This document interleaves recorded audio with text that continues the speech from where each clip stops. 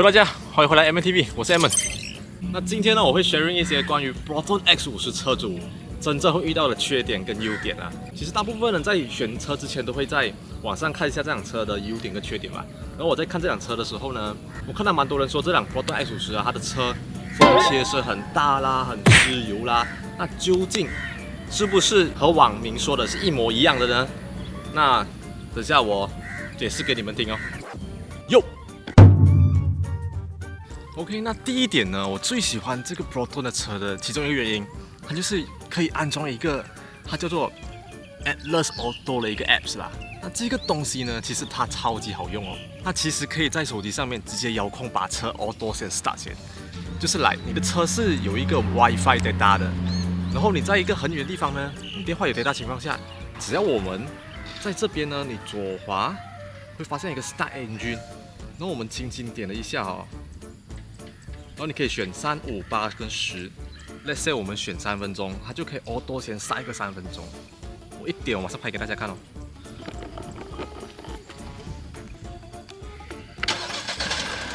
不知道你们看得到里面的，其实它已经 start 了。OK， 现在示范一下另外一个它的function。OK，Let's say 我们看一下这个手机画面啊，我按这个 Open Window， 我一样就是 hold 着它，它会把全部 window 打开来。我们可以 close window， 你看啊 ，close window， 是不是很神奇啊？这个function，这功能是不是真的超级好用，超方便？如果你在大热天的情况下，然后你又放工了，然后你要回家，对不对？你就先提早10分钟，你先 start， 然后你一下班回到车上哦，那个车是凉凉的，不管你有没有贴那个钉的都好，车都是凉的 ，promise。那对于刚才那个 Atlas 的这个 Apps 呢，其实有一个问题啦，那就是 iPhone iOS 的这个 system 呢，如果你是直接在App Store 那边导入这个 Apps， 然后注册的话，你是完全注册不到。因为我去问了那个 Proton 那边的Service Girl 呢，他也是讲这个东西只是 for Android 用。那最后我是讲可以在 iOS 上面运行这个东西的呢，等一下我就教大家哦。OK， 现在这个function呢，其实是我最喜欢的一个function，因为我是从 Proton Vira 转过来用的嘛。那我现在示范给大家看，就是这个function哦，看哦，我是车门锁的情况下，OK，Let's say， 只要手指靠近这边，它就开门了。虽然可能有人会说我科技白痴 ，OK， 因为这个function其实在蛮多时候都已经出现了。那对于我来说呢，是真的很新奇的一个东西 ，OK。那其实这个function呢，只要你锁匙放在你的身边，你就可以直接开门了。所以这个function是不是真的很好用嘞？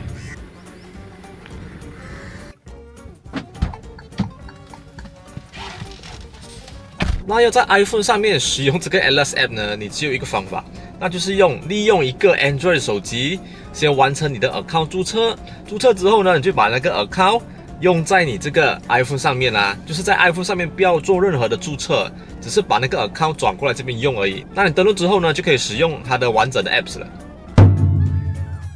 OK， 那现在呢，这一个功能我不懂是不是优点啦？那其实呢，有这个东西是让你的生活多了一个便利，多了一个乐趣。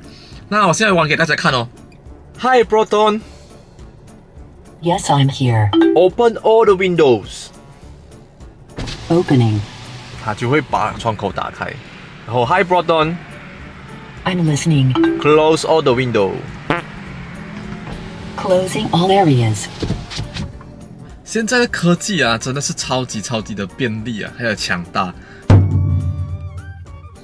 那接下来这一个其实是 Premium User 跟 Flash User 才会有的东西啦，就是这个东西，那就是这一个 LCD 的平板啦。那这个东西呢，相比于旧式的，就是会有2个 meter 这样子，然后中间有一个小片的 LCD 来说，那这个会更加的好看啦。不过好看归好看，如果 Touch Wood 还有任何的问题的话哦，其实这个维修费用应该会更加的大，那这个也是一个缺点啦。那下一个，那现在这个我非常喜欢的功能呢，就是这一个 Cruise Control Switch 啦。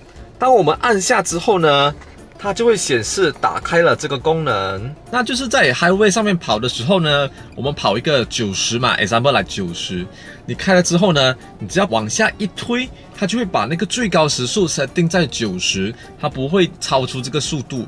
就算你把你的脚放开油门之后，它也是会自动跑90。那如果你踩油的话，其实还会超出的啦。那你放掉之后，它又回到90，就是一个这样子的概念。那这个功能呢，对于跑长途来说是真的非常方便的一个功能啊。那对于 Premium User 跟 Fresh User 来说呢，我们会多一个功能，就是在这个椅子上面呢，会多了一个这样子的 control， 那就是这一个 control 啦，这就是控制你的前进、后退跟躺下的一个 control for 你的椅子啦。OK， 那接下来这个也是优点啦，你看一下啊、如果是 Premium 跟 Fresh User 呢，它的面板会是这个样子的。我忘记是多了来一个功能了，我觉得是这一个360度 camera 的。那这个东西呢，其实很方便，你看到我按一下，那我点一下左边，它就会看左边；我点一下右边，它就会看右边。然后后面，虽然说它跟 X70来比的话，好像少了一个方旋，就是可以360度环绕这个功能。那这辆车是没有的，你只可以这样子看。不过这个，我真的觉得它 system 做得很不错诶。它旁边哦，真的是跟来俯视这样子看下去的那个感觉是一模一样的。我通常 parking 的时候会用到这个东西，很棒哦，这功能。OK， 那这个面板上还有另外一个功能我非常喜欢，就是这一个，你看到一个 A 吗？它其实就是 Auto Hold 了。当我们按下之后呢，青色。然后这边就会多了一个方旋 ，Auto Hold，OK？Auto Hold 是什么功能 ？Auto Hold 这个功能呢，对于我的理解来说，那就是我们平常在等候这个 traffic light 是不是很久，你的脚是不是很酸，一直踩着那个 brake？ 那这个 Auto Hold 呢，就体现出它的真正最大的效用了。那你开启之后，你只要把你的脚在那个 brake 上面大大力的按下去，你的那个车就会自动的把你停住，你不需要踩 brake， 它都可以把你刹住。这功能真的超棒的，把你的脚省了一大笔的力气啊！那怎么退出这个 Auto Hold？ 那就是在你车子要行走的时候，你不需要踩 brake， 也不需要去关掉它，你只要在你的油门上面轻轻的踩一下，它就自动的退出这个 Auto Hold 的功能。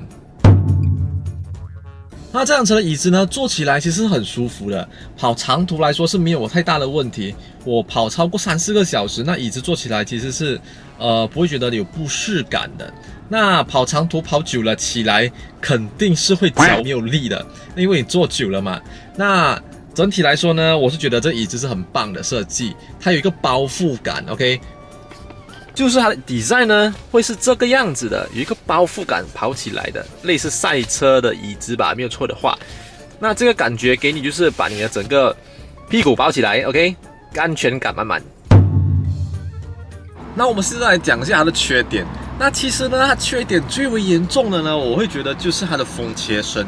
当我们的车时速到达一个90的情况下哦，你就听得到微微的那个风切声了，你就会听到这样子的情况。那当车子的车速呢到达110的情况下，那个风切声是真的很大声的。只有在你把音乐打开来之后，你才会感觉到那个噪声是微微的降低了一点点，不然它会整个影响你的驾驶啊，会。那现在这个方旋，我是觉得有一个小问题啦，那就是它的这个盲点侦测系统。我之前遇到过一个问题哦，我不知道其他人有没有遇过，这是我亲身体验啦 ，OK？ 那下雨天嘛，我的车要进parking场，然后我就停着排队进去，然后突然间有辆摩托经过我的车我盲点侦测就会响嘛，平常响只是哔一声哔一声嘛，那它经过之后，它就显示failure，然后直接哔没有停哦，一路哔到很吵到我很烦，然后我就把那个引擎关掉，再打开来，它才恢复正常诶。再来一个缺点呢，那就是我最讨厌遇到的一个问题。那我之前驾 Proton Vira 嘛，经常遇到什么车窗开不到 ，OK？ 那我换了这辆车之后，遇到同样的问题耶。出车4个月哦，车窗居然给我坏掉，是我这个驾驶位置的这个车窗，我完全没有防旋哦，我一按下去哦，它完全下不来。然后我就去 service 车的时候跟他讲了，他只是回了我里面的东西 system jam 这还是什么，他就这样子跟我说，然后就弄好了。那其实真的超级夸张，4个月，然后车窗坏掉。如果你是车主，你会怎样想？我太难了。那现在这个缺点呢，我觉得是大部分人一换来 Proton 的时候呢，会遇到了一个问题啊，那就是这个东西。OK，normal 情况下哦，我们左边是什么？那个水哨，对不对？当我提的时候哦，它是 signal， 然后右边它是水哨。当我换过来之后哦，经常要当心的去打水哨然后对面车就看着我水哨那边哨。我们现代人来说呢，我们开车都会把电话拎去那个车的 monitor 嘛，对不对？那 for Android 的话其实还有一个叫做 QD Link 的可以使用那 for iOS 的话，我们会想到什么 ？Apple CarPlay， 对不对？那这样 Proton X50其实没有没有这个function那我网上看其实是要改车我也不太懂这方面的information。那如果有网友呢把他的 Proton X50改装成可以使用 Apple CarPlay 的话，那麻烦帮我留言一下，在下方让那些想要改装车子的人呢有一个更多的 information 可以使用啊。那我先谢谢大家。OK， 那我们回到一个最大的问题啦，它的缺点呢就是它的耗油量是不是太高了？那以我个人体验来说，我的车子剩下的最后的公里数剩下20多嘛，我去打满油，大概是80多块最大可以跑到400多 km， 那就是这辆车最大的公里数了。那80多块400多 km，一个星期大概打1次左右吧。那如果你跑长途的话，其实是更省的。你在城市跑的话，其实你耗油量会更大。那对于我来说，这个耗油量其实是真的蛮大的。OK， 那缺点里面最后一个呢，我认为会是这一个。当我们 reverse 的时候它的 camera 带一点蒙的，它不是高清的。那我觉得 SUV 居然去到这样子的 spec， 可是你的镜头为什么给到一个这么蒙的嘞？你不可以给高清一点的咩？